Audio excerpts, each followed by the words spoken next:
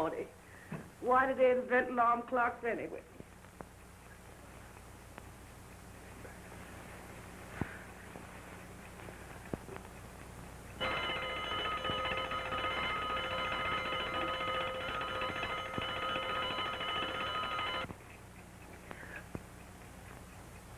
No, that won't do no good. It ain't the clock's fault. I might as well get up from here and go cook those white folks some breakfast.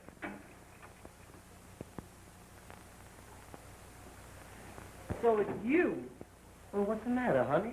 What's Out wrong? all night laying around with other women. No, you know that isn't so, baby. I was out trying to win a little money. You know how it is. Yes, and I got to go to work and take care of you. Get out of my way.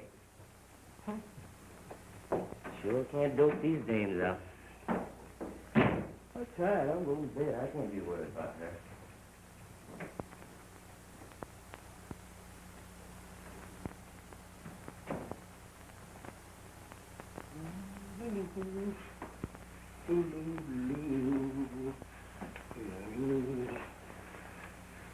Hope I won't be late this morning.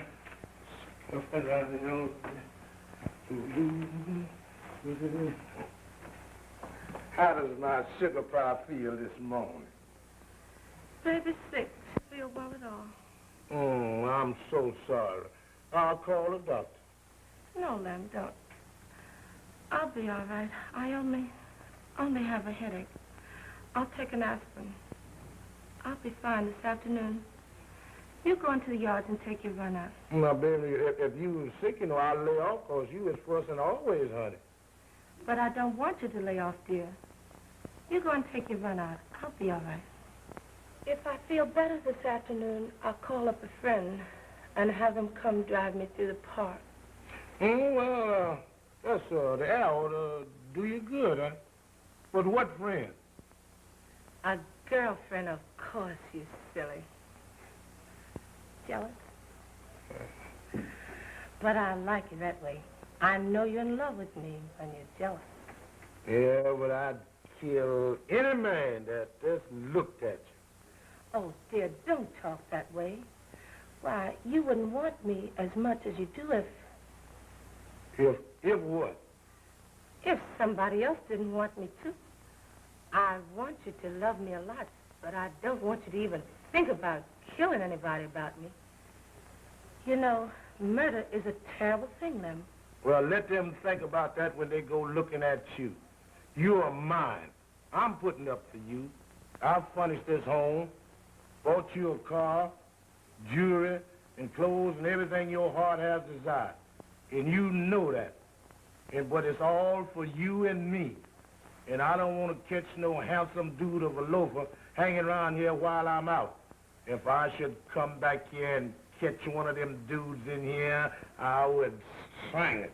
Oh, Lem, darling, don't. No.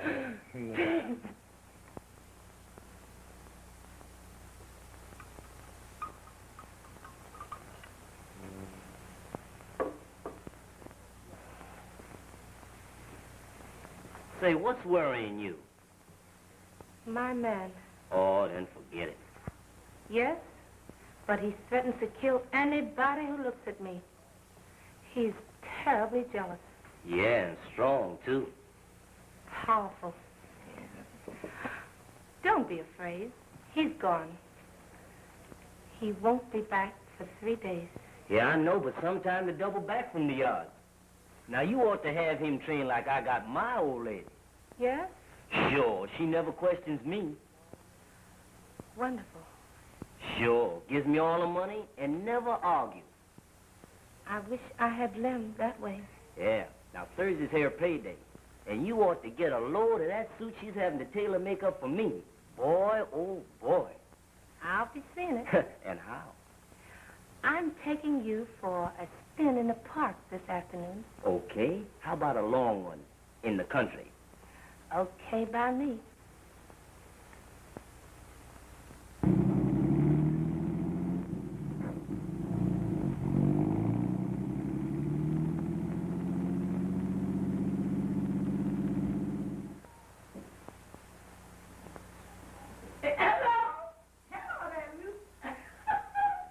Listen,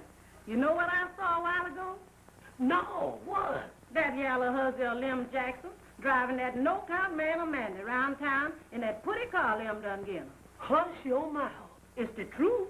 Well, honey, Claire, Mandy there working for the Hewitts, working her guts out, the hardest job in Birmingham, to take care of him. Well, Huh? if Lim Jackson ever catches up with her, oh, Lord. Somebody ought to put her wise to what's going on. Ain't it so? By the way, suppose you tell her. And having her hating my guts? Never. I done put you wise, so you tell her. I has it. Yeah. I'll tell her. You told me. Well, we working women all stand together, and Mandy's one of us. And I never was for slaving in the white folks' kitchen, taking my money, giving it to some old stinking yellow man to carry around and give it to some old stuck-up husband. Will you quit running your big mouth and bring me my breakfast? Of course, darling. I didn't know you was hungry.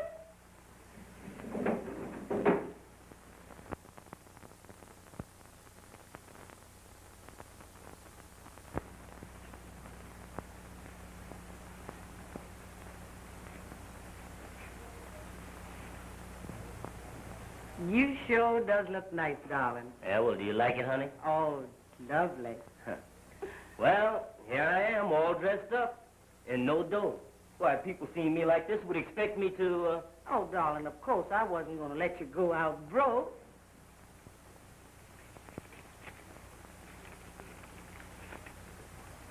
Oh, but honey, surely you're going to leave me car fare. You wasn't going to let me walk to work with these bad feet.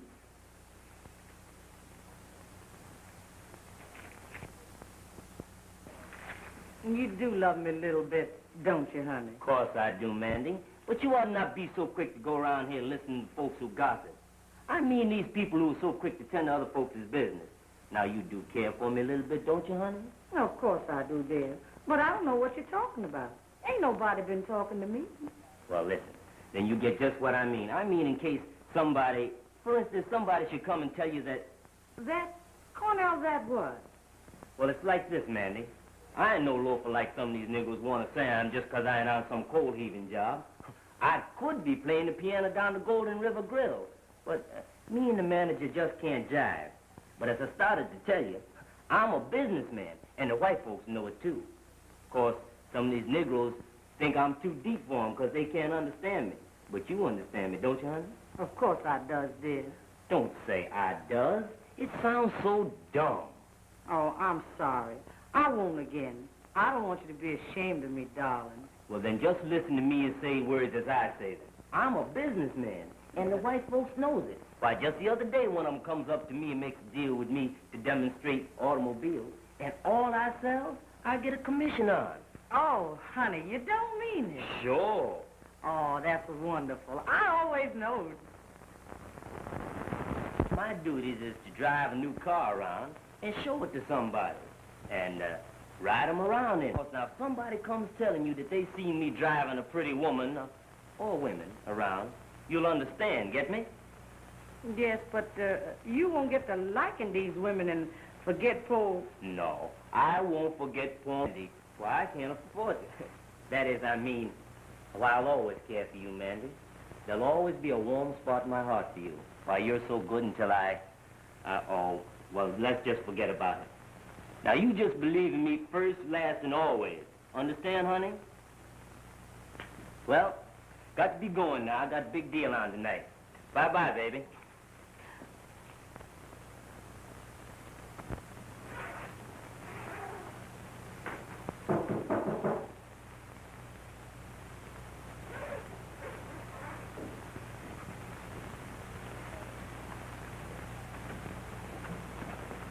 Mandy, you darling.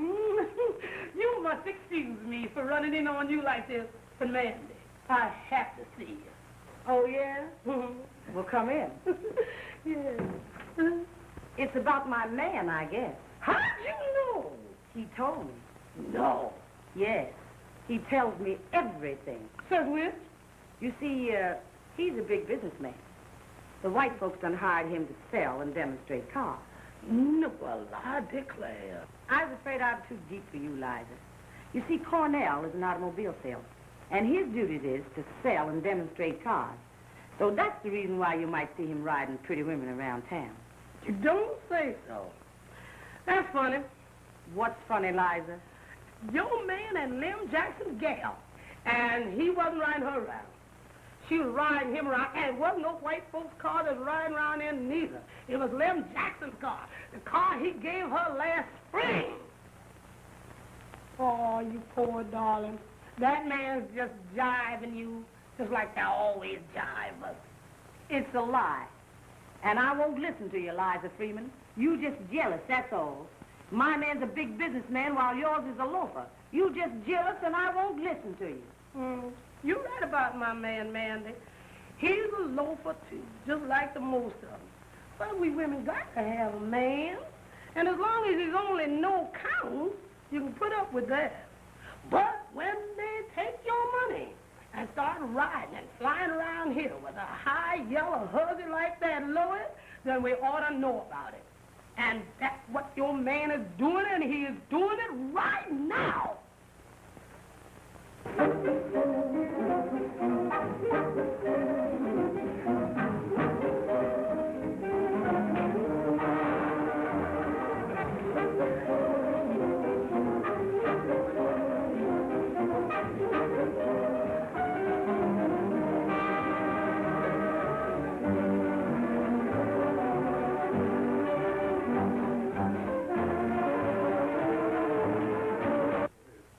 That man is just signifying. But if you want to know the truth, put on your clothes and come with me.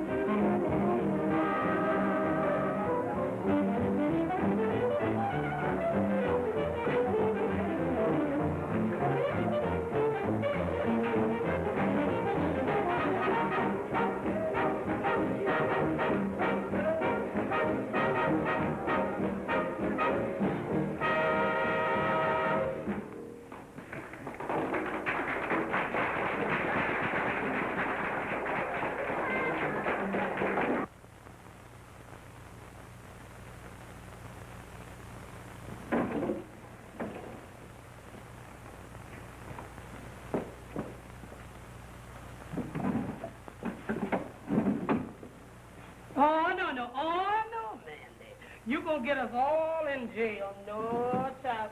You don't need nothing but your natural strength and your big fist to wipe up the floor with that hussy. Listen, if I don't come by your place in the morning before I go to Miss Hewitt's, call her and tell her anything. The Lord be with you, Mandy. I'm watching, and if anybody tries to two-time you, remember, I'm waiting and I'm raring to go. Well, come on and let's go.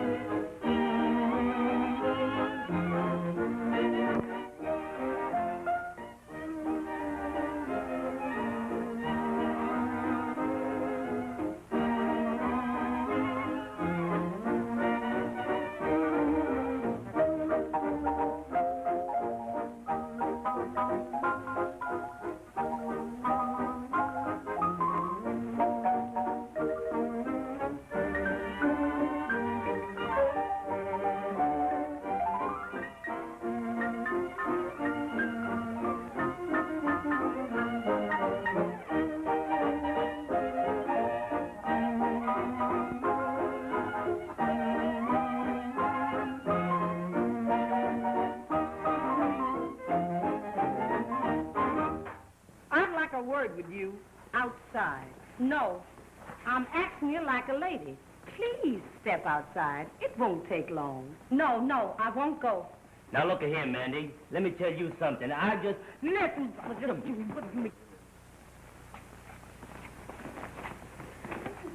now give me my breeches. Now, see here, this is a respectable place. You folks can't... It's still a respectable place, Mr. Perkins. I just got a little business that I want to talk over with this couple. The young lady especially. Lady is right, and I refuse to stand here and be insulted by a kitchen scullion. I understand what you want to say. Well, what do you expect a man like Cornell to do? Even if he does spend your little money, you didn't expect him to love you, did you? Why, you should be tickled to death to be permitted to even give it to him. And to think that he would care for a funny-looking old greasy cook like you. That's too much.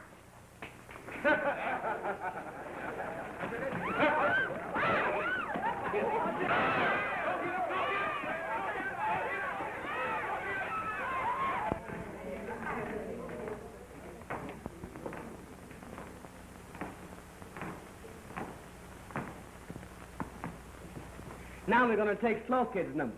Okay. Slow Kid! Watch this number. I want to see if we can use it.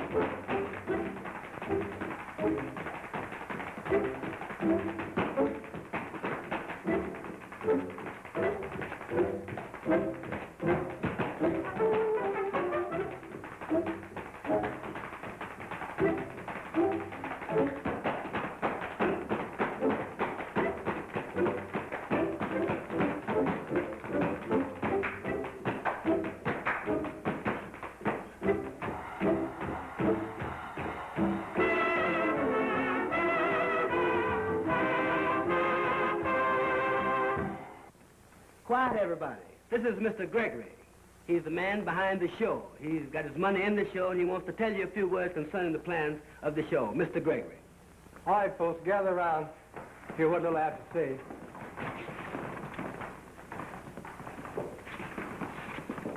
I hope you like it, folks, but these are only rehearsals. I want you to remember that. If we go to falling in love with our own efforts, often only to be let down so hard after the first night until the heart is taken out of everybody by the bad press notices they get the morning after. And we don't want that to happen to our show.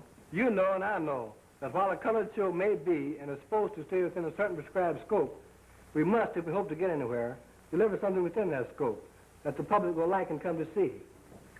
That is entirely different from what an audience has become accustomed to seeing and hearing. That, my people, is what I'm hopeful of giving them. So I want all of you to do your best. Unbend, relax, give me all that's in you. But don't, oh, please don't begin thinking how good you are and all that. Just hope you're fair and try to get better with every rehearsal. And give me a show that will get over and the public will like and come to see. All right, Sammy. I'm here, baby.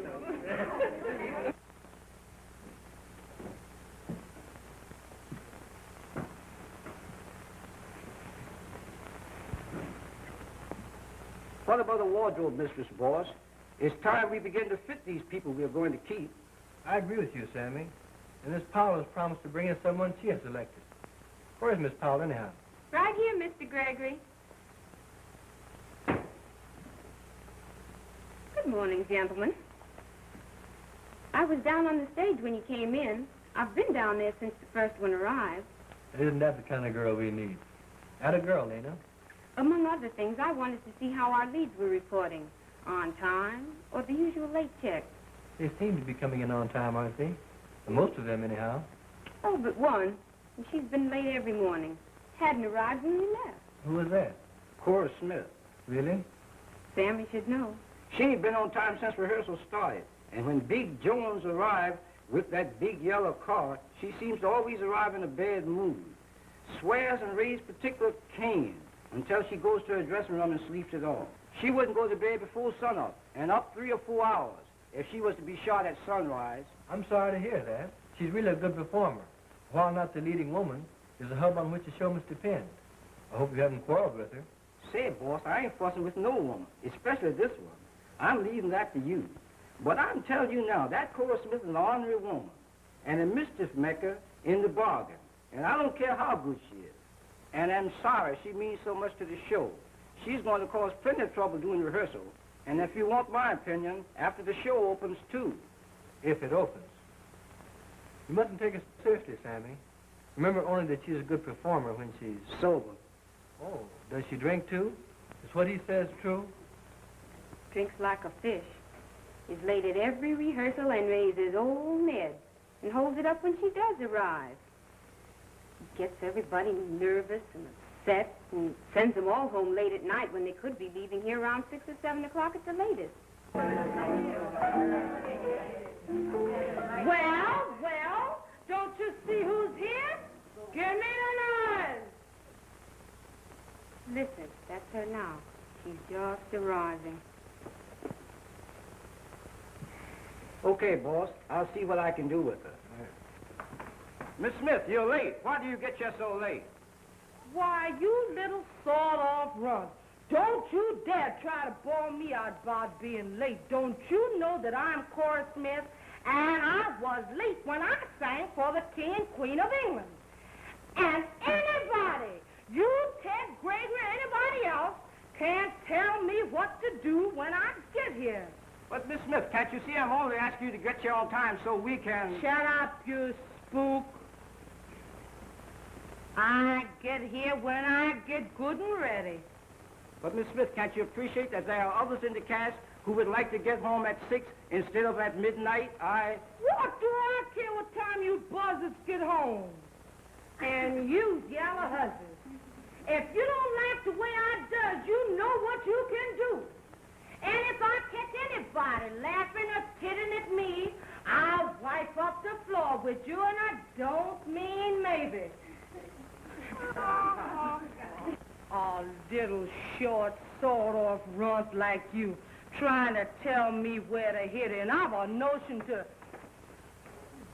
Sure, I get you late, 'cause I gets up late. And I had my habits on last night, and I get some on any time I get ready. And I don't propose to be jacked up about it by you, Ted, Gregory, anybody else. Do you get me? All of you. Well, I know my stuff anyhow. And if I feel like I don't want to come to rehearsal, well, I just don't come. And I dare any jigwog here to even just look like he don't like it. This show can't go on without me. So what? What do you mean about getting here late and stirring up all this fuss? What's it to you, big loaf? I'll start all the fuss I want. Shut your big mouth and go on to your dressing room before I... Ah, you big loaf. Will you do it now, sir? Yes, dear. Well, get up. Get up. As your dressing room over there, take yourself on in there and get ready to do what these people want. If I hear that big mouth of yours anymore, I'll close it for you. What a man. My. I think I could like him. You could what? Oh, I mean, I think I'd like to cook for him. You know, make him some hot biscuits like I used to make for Miss Hewitt back there in Birmingham. You remember. Well, you limit your likes for him to hot biscuits, sister, 'cause he's my man. And I don't allow no man to look at him like you was looking at him just then, or you'll be going back to Birmingham in a pine box. Do you get me? Yes, I get you. But remember, the first funny moving pass I find you making at him, I'll...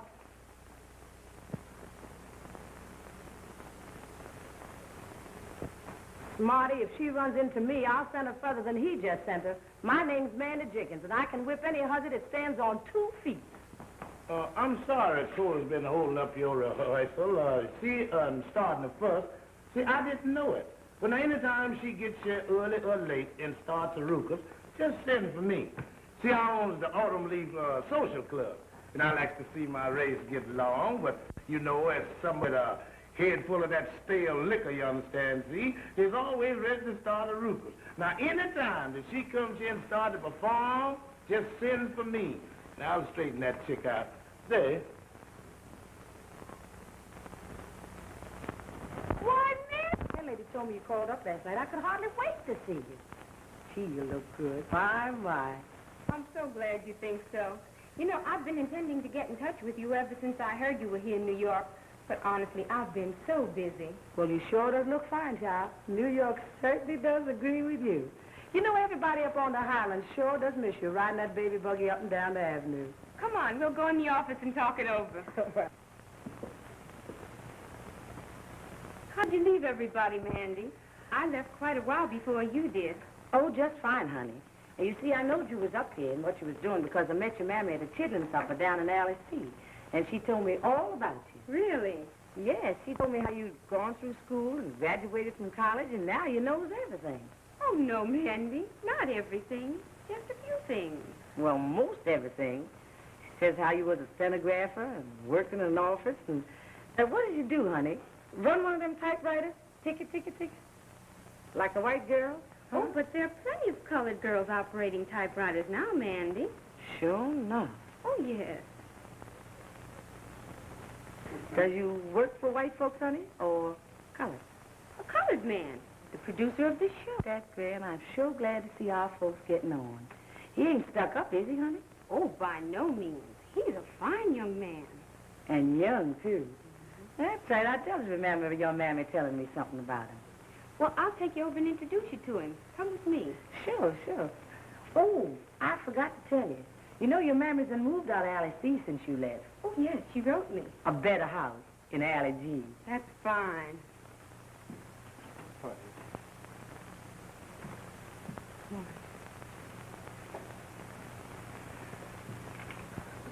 Pardon me, Mr. Gregory. This is the woman I've recommended for our wardrobe mistress. Her name is Amanda. Amanda Jenkins, Mr. Gregory. Glad to know you, Mrs. What is it, Miss Jenkins? Neither, Mr. Gregory, just plain Mandy. All right, Mandy. She's the one I've recommended for our wardrobe mistress. Then you can sew? Yes, sir, but I cook's best. But I understood you were an expert seamstress. We must have a woman who can sew and trim and fix clothes, not cook for the show. Oh, Mr. Gregory. Excuse me, please.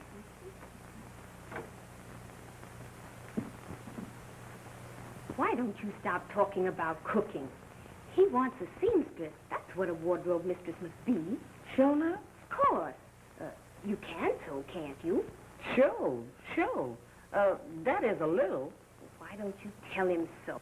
You're from my home, and I want to help you get this job. Oh, honey, I'm so grateful. And I'll do what you tell me to. But I is a good cook. I can make some biscuits that just naturally melt in your mouth.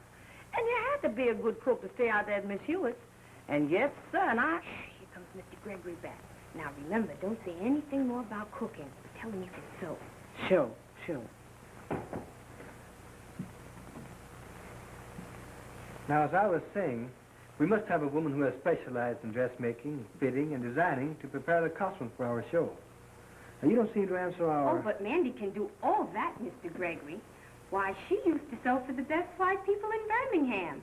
And since she's been in New York, why, she's worked on Fifth Avenue in Madame Chico's. Head designer over there.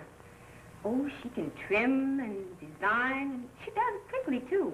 I know she can. So consider her for the job. And I'll explain what we'll want done while you go on with the rehearsals. All right, Miss Powell, since you speak as you do about her, I know she must be all right. Thanks, Mr. Gregory. Now you go on with your rehearsals. You're terribly late already. Pardon me. We're going to try one of Miss Smith's numbers. Okay. Oh, Miss. Yes, Mr. Tell, I'm right here. Right this way. Will you take from the chorus of Once I Did? Tell him what key you wanted in. Eighth flat.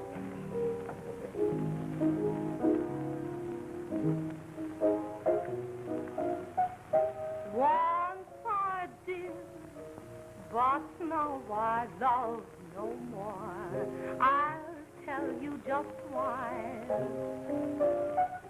When I did, you always made me cry.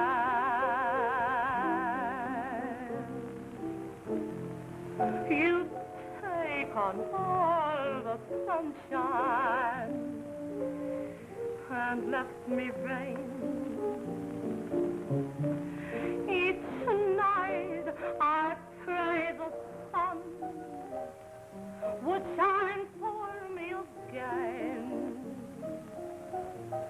Once I did, but now I don't believe a word you say. From now on, I mean, go your way. It's all over, now you're free. And anything you do, honey, it sure won't worry me. Once I did, but now I love no more.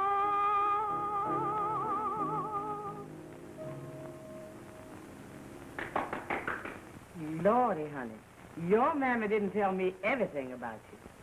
What do you mean? She didn't tell me you could lie like that. And lie so fast. Ooh, I guess us colored folks are just natural-born liars. And you just swept me off my feet. But why'd you do it, honey? Why did you lie like that? For you, Mandy. I love you, dear.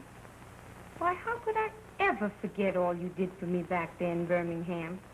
The help you gave me while I was struggling to get through school, and the food you brought my mother, and the money you gave me, and all that. Have you forgotten, Mandy? Of course you have. That's just like you old dear. You were always so good to everybody. You never thought about yourself. But I'm taking charge of you from now on. You're going to start being my big sister from today. I don't know whether you can sew or not, and I don't care. I only know that you're good, and honest, and faithful. I can sew. I'll teach you how to if you don't know. We'll weather at nights, and nobody will ever know who made the costumes. You and I are going to stick together, Mandy, here in this big city. Let's try a chorus number. All right, girls.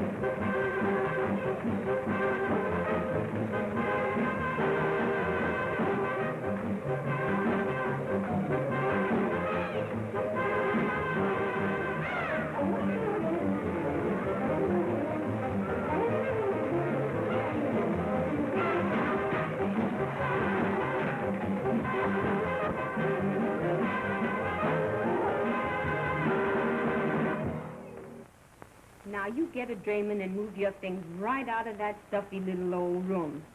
No, I won't listen to any no's. I've a nice four-room apartment, and the girl who's been rooming with work nights together. Lord's gonna bless you, child.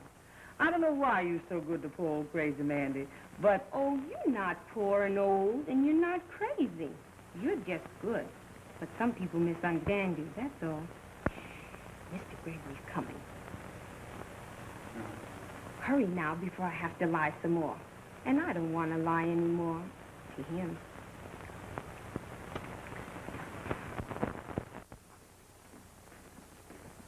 fellas. I'll call the boss. Mr. Gray? Yes. I just picked these boys up in Harlem. Better come down and see what they got.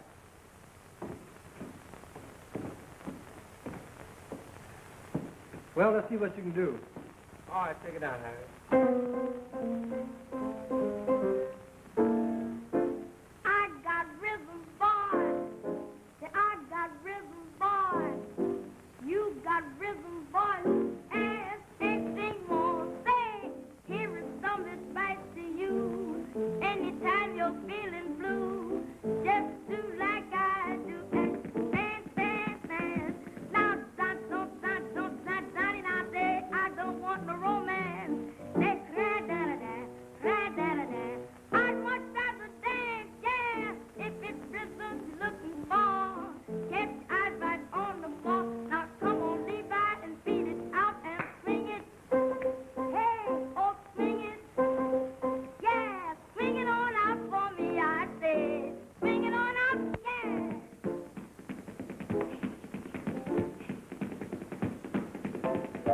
Yeah, yeah.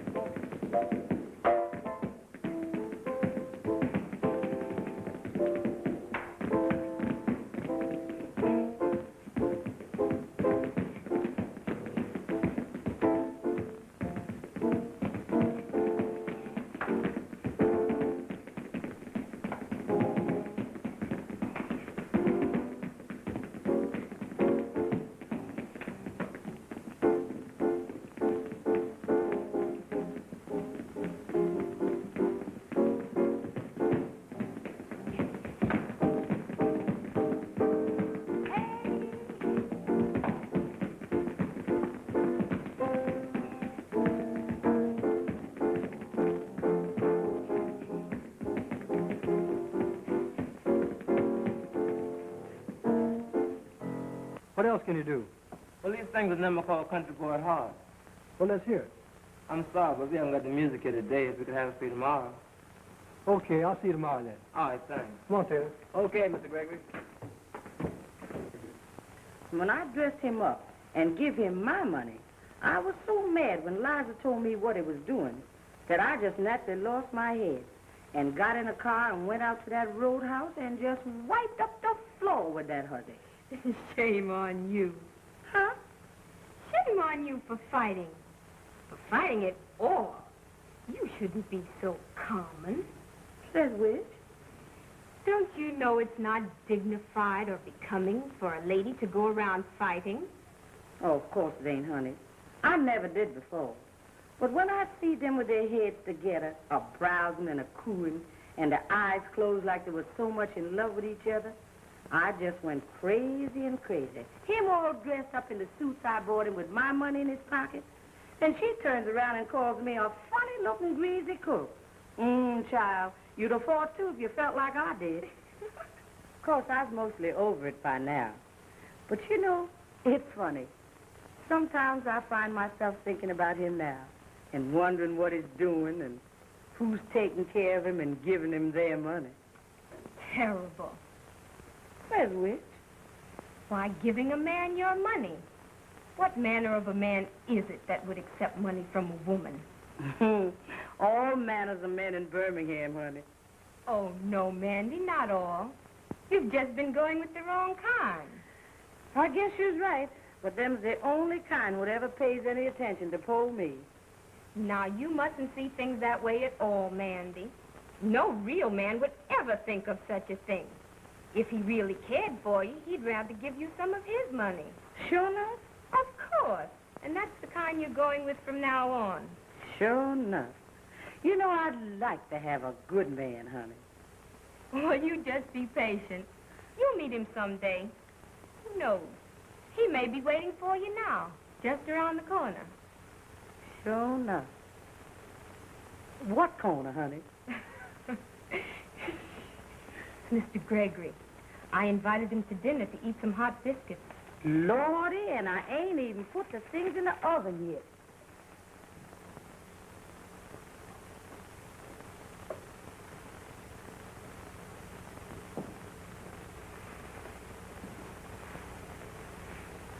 Nice place you have. Thank you. Won't you have a seat?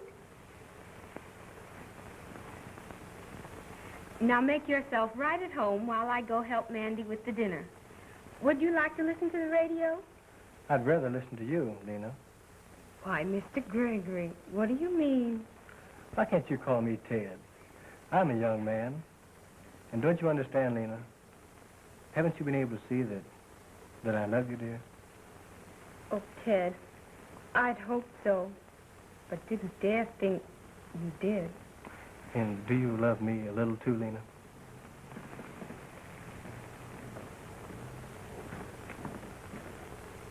All right, Miss Watkins. So this is a little girl from Birmingham.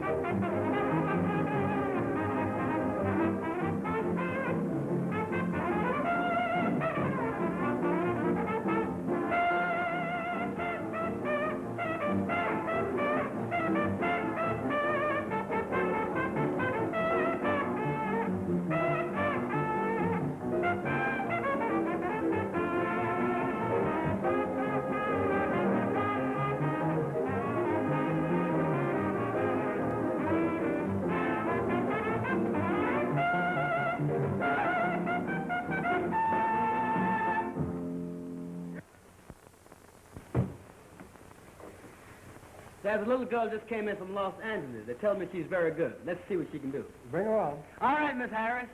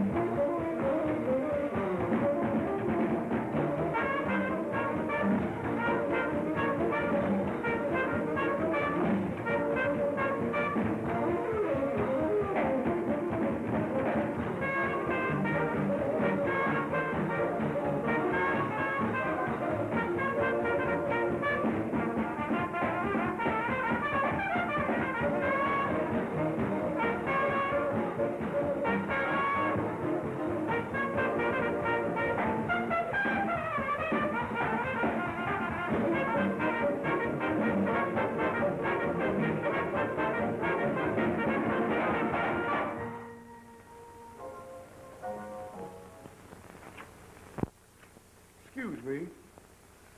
I want to talk to you. What's on your mind, brother?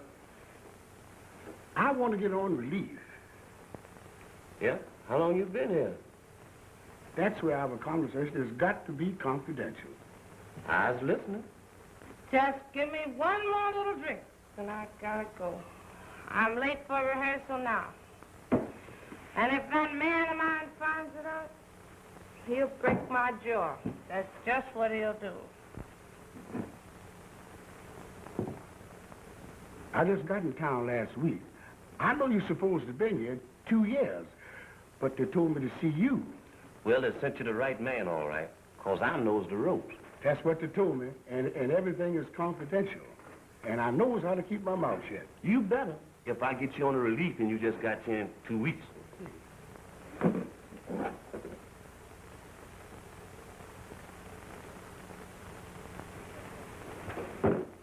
I've got you. Now, what am I supposed to do first? The first thing, you got to fill out some papers. Yeah. Then they're going to send somebody around to check up on you. But be sure when they get there that you be looking good and bad, hungry, raggedy, down in the mouth. Eyes wise. I'll help you downstairs to the taxi if you don't mind. Get away, man. I ain't drunk. How'd you get that way? Pardon me, ma'am. Don't shave for a week. I'm wise. First thing they're going to do, they're going to offer you a job, but don't take it. How come? It's easy on the release. And sure. Sure enough. I worked all night on this number, and I believe it's just what we want. I'll have Broadway run it down for you, and we can hear how it sounds. But it seems if they offer me a good job, I ought to take it. I don't mind working. Man, you crazy. They'll give you $16 every 2 weeks in grub for sitting around. What do you want to work for? That changes the complexion. Well, what next? Well, you must see me every day until the check starts arriving.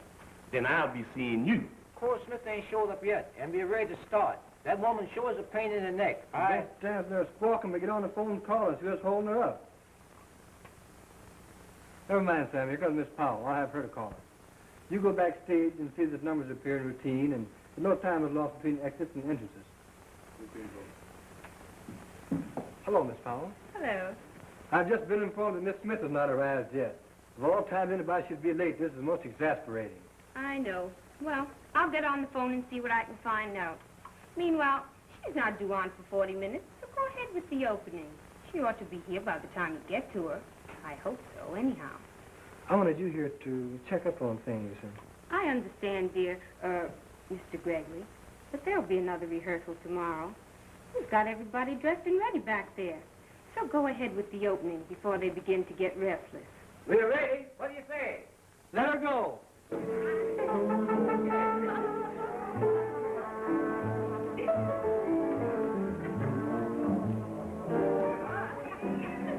Quiet, everybody. Quiet. Damn it. Now I'm going to run down a few bars of this course with the girls. And if I hear any noise while this is going on, out you go. And I don't mean maybe. All right, Broadway, let her go.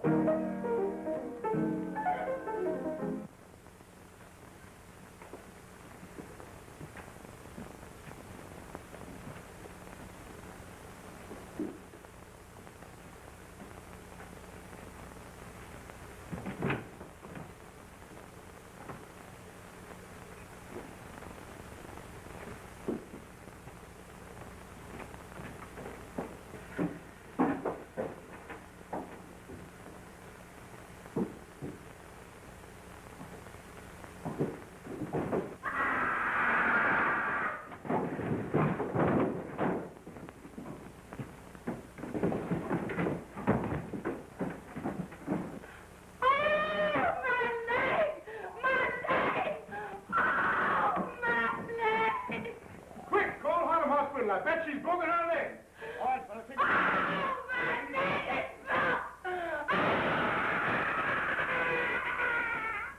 Oh, please do. Hurry. She's holding up the rehearsal and we're due to open in 3 days. Mr. Gregory is frantic. Great jump at Jehovah's. No word from her yet? I've just talked to Mr. Jones. Goodness, let's hope he's found her. Hello. Harlem Hospital? Yes, this is the winter rehearsal hall. I'm answering for Mr. Gregory. What? Yes, we'll come right over. Cora's been in an accident and they've taken her to Harlem Hospital. Goodness, but I hope it isn't serious. Sammy, call up the rest of the rehearsal for tonight. Cora's been in an accident and she's in the hospital. Well, Mandy, did you hear the good news? Laws of mercy. Well, you take care of everything while we hurry to Cora. Sure.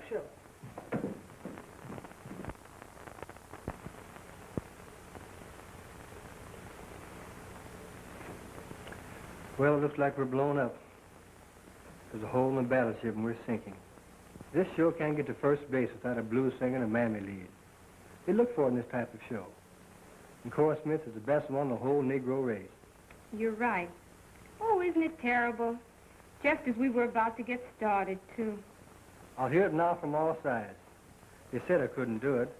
Of all the color shows that have gone by the board, no Negroes ever produced one. From Williams and Walker to Green Pastures, they've all been sponsored by white men. No Negro's ever been on the money, nor the profits. But we're not whipped yet, dear. We're only checked. I don't know. I feel as though we're going to make it yet. Now that Cora's out of it, I feel sort of relieved. Strangely relieved. But Lena... Oh, Ted! Ted! There's our blues singer and Mammy Lee. I knew we couldn't fail. I just knew it. Whatever in the world are you talking about, Lena? Have you lost your mind? Lost nothing. I've just found it. Oh, Mandy, Mandy, your time has come. You're going to save us. You're going to save our show. I can't save myself now, honey. I was moving. Why? Well, you see, when I left rehearsal tonight, I met the man that treated me so bad in Birmingham. And he done hoboed his way all the way up here to New York, following me. And I can't help what nobody says, honey. I just love that man. And it almost wrung my heart to see him so raggedy and hungry, so... So what? Well, I knowed how you'd feel. Him all raggedy and no good for nothing but playing the piano, so Oh, can he play the piano? I mean, does he play good and swing and jazz? Oh, he can play anything, honey. That's why they talk about himself. You know what they says about a man that plays the piano? He ain't good for nothing else. But I just naturally love that man. And I don't care what nobody says. I'm going to take him back. So that's why I'm moving tomorrow. I have a big idea. Since Cora Smith got drunk and stairs and fractured her leg and will have to stay in the hospital for perhaps months, we've got to have somebody to take her place. And that somebody is Mandy. But Lena... Never you mind, but just listen to me. I know Mandy can put it over because she's got just what this show needs. Swing! Now, here's the idea. We'll have Taylor write a new theme song for the show, postpone the opening 10 days while we get into shape to take Cora's place. But, honey, I can. Lena... Oh, yes, you can do it. Now, you two just be calm and listen to me. You say this man of yours plays the piano, and you then go out and get him and bring him here at once. He's going to play for you. And Ted and I are going to put you through the most strenuous 10 days of rehearsing on record. But you're going to save the show, Mandy. Save it for Ted and me. Now go out and get him, Mandy, and hurry. I'm going to get him, honey. He's waiting just around the corner. Oh, Lena, do you really think she can take Cora's place? Because we can't. Well, just trust to my judgment this time, dear, and wait and see.